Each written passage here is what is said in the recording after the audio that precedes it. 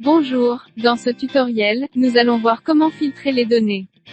Dans les listes de données, nous pouvons appliquer un filtre afin de ne voir que celles qui correspondent à certains critères.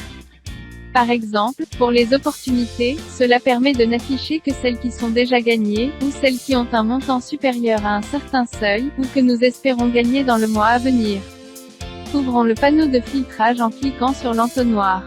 Ajoutons un critère de filtrage en cliquant sur le bouton plus. Nous accédons alors à la liste de tous les champs des opportunités. Un symbole indique le type du champ, texte, nombre, date, lien vers une autre donnée telle que l'entreprise, etc. Sélectionnons la date de signature. Nous pouvons alors choisir le test à effectuer sur ce champ, parmi tous ceux disponibles, et qui dépendent du type du champ. Sélectionnons « Supérieur ou égal ». Pour la valeur, indiquons le 1er janvier 2021, afin de n'afficher que les opportunités ayant une date de signature à partir de 2021. La liste est mise à jour, il n'y a plus, en 2021, que 2 des 4 opportunités.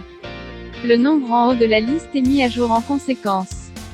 Nous pouvons cliquer de nouveau sur l'entonnoir pour masquer le filtre, mais celui-ci reste actif comme l'indique le chiffre 1, il signifie qu'il y a un critère de filtrage actif. Un filtre peut être composé de plusieurs critères, cliquons donc de nouveau sur plus pour en ajouter un second. Sélectionnons maintenant le montant, puis l'opérateur inférieur. Pour la valeur, entrons 18 000. Il n'y a désormais plus qu'une opportunité dans la liste. Le chiffre 1 a été remplacé par 2, car nous avons maintenant 2 critères en vigueur. Pour aller plus loin, les critères peuvent être combinés par des et ou des ou, niés, et même organisés en groupes. Les corbeilles permettent de supprimer un critère, à l'exception de la première qui supprime l'ensemble du filtre. Le chiffre rouge disparaît alors pour indiquer que la liste affiche l'intégralité des données.